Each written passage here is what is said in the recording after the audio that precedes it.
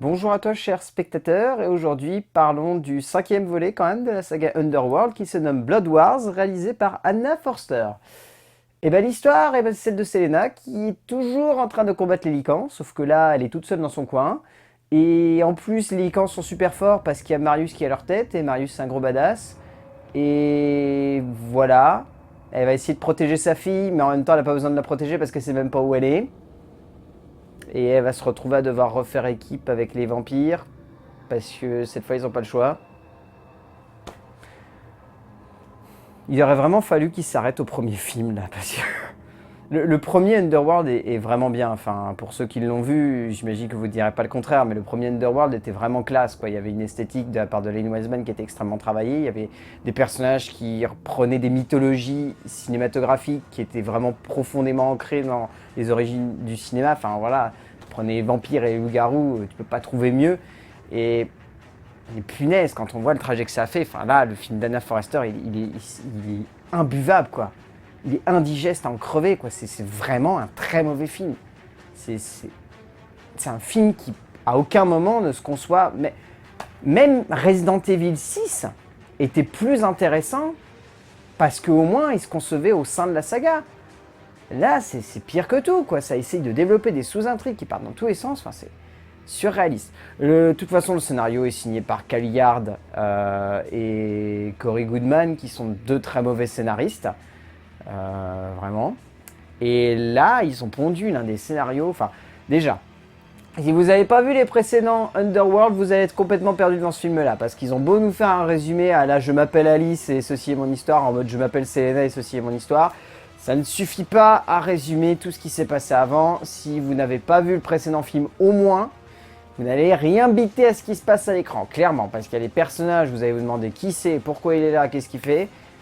C'est même pas un film qui arrive à se dire « Oh la vache, ça fait quand même un petit moment qu'on n'a pas sorti un volet, il faudrait peut-être qu'on arrive à resituer l'action quand même assez bien, ou au moins faire ça de manière intelligente. » Non, ils s'en foutent, c'est genre si tu n'as pas vu les précédents films, tu ne comprendras rien.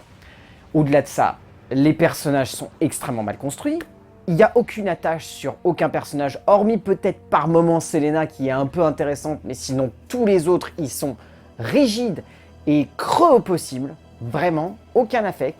Hormis peut-être la méchante, qui a une scène quand même. Je me demande comment ils ont écrit ça au niveau du scénario, parce que c'est une scène de méchante extrêmement extraordinaire presque, parce que sans déconner, elle est genre non mais toi tu n'es qu'un sous-fifre, lèche-moi le clito. C'est littéralement ça la séquence, c'est littéralement ça, c'est extraordinaire d'avoir écrit ça. Mais sinon, c'est incohérent comme c'est pas permis, ça brasse du vide, mais genre pendant 1 heure et demie, c'est-à-dire que on dirait vraiment, pour faire une comparaison, un film de Steven Seagal tourné en Pologne. Sauf que là, ça serait un film avec Kate Beckinsale tourné dans le fin fond de l'Alaska avec 30 millions de dollars. Là où Steven Seagal, au moins lui, il va tourner ça en Pologne, il y a un peu plus de budget, ça a beau être tourné dans les hangars, mais au moins on a l'impression que le budget est rentabilisé. Et voilà. Parce que là, c'est vite comme c'est pas permis. Et au niveau de la mise en scène, il n'y a rien à dire, quoi. Anna Forrester, enfin, le montage est épileptique ou didactique. J'ai jamais vu un truc comme ça. C'est-à-dire qu'en gros, soit les séquences d'action, elle n'arrive pas du tout à les rythmer au niveau de son montage, donc résultat, ça donne quelque chose de complètement incohérent. Et pourtant, c'est quand même l'une des directrices de la photographie de Roland Emmerich. Elle a fait la photographie de 10 000 du jour d'après, et de même White House Down, qui était quand même plutôt bon. Et elle a même fait la photographie d'Anonymous, qui avait quand même une esthétique plutôt travaillée, et qui ne sont pas des films où le montage est épileptique. Et là, ouais, le montage n'a aucune logique. Et alors, les séquences de dialogue sont extraordinaires là-dessus, pour ceux qui y feront attention. Séquences de dialogue, c'est genre, un personnage parle, plan. Il a fini de parler, on coupe, on passe sur l'autre personnage qui parle, plan. Et ainsi de suite, c'est uniquement didactique. C'est genre, oh, il parle, oh, il parle, oh, il parle, oh, il parle. Rythme mieux ton film, quoi. Mets de la dynamique, enfin, fais des choses. Tu tentes des trucs, mais derrière, tu les aboutis pas, enfin... Ouais, c'est vraiment un film qui est creux, quoi. Il n'y a aucune thématique qui est bien abordée, les trucs sont hyper rigides. Alors, pire du pire, je vous spoil rien, mais à la fin, les mecs sont persuadés qu'ils vont arriver à faire un 6e volet, quoi. Ils sont persuadés encore aujourd'hui que Underworld 5, ça peut donner lieu à Underworld 6, alors que le 4 avait quand même été un sacré échec commercial. Mais là, ils sont vraiment persuadés qu'ils vont refaire un 6e volet, et qu'ils vont nous en remettre une couche. Au niveau du casting, il n'y a pas grand chose à en redire parce que, à part Kate Beckinsale qui s'en sort plutôt bien, parce que voilà, c'est quand même une très bonne actrice, Kate Beckinsale. Elle a quand même joué des rôles qui sont vraiment importants et moi je trouve que Pearl Harbor, elle arrivait quand même à sauver une grosse partie du film, alors que Ben Affleck, il n'était pas bon du tout. Enfin, mais là, Theo James, il est mort à l'intérieur. Quand il joue, il est mort. Il est encore plus froid que dans Divergente. Tobias Menzies, c'est un méchant caricatural. Et alors, Lara Pulver, extraordinaire. Elle surjoue comme c'est pas permis. Elle est sexualisée comme c'est pas permis non plus. J'ai jamais vu un film où on essayait autant de construire des personnages de femmes badass, mais derrière, on leur fait porter des justes corps en cuir moulant. Et quand c'est pas des justes corps en cuir moulant, c'est carrément des nuisettes où on voit tout au travers. Enfin, c'est complètement contradictoire, alors qu'en plus c'est filmé par une femme. Et puis Charles Dance, alors lui, complètement en roue libre.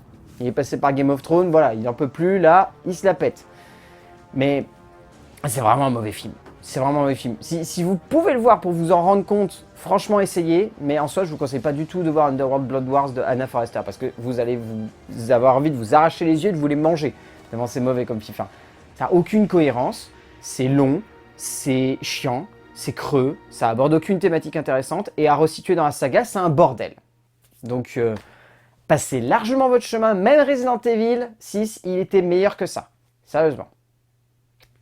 A plus.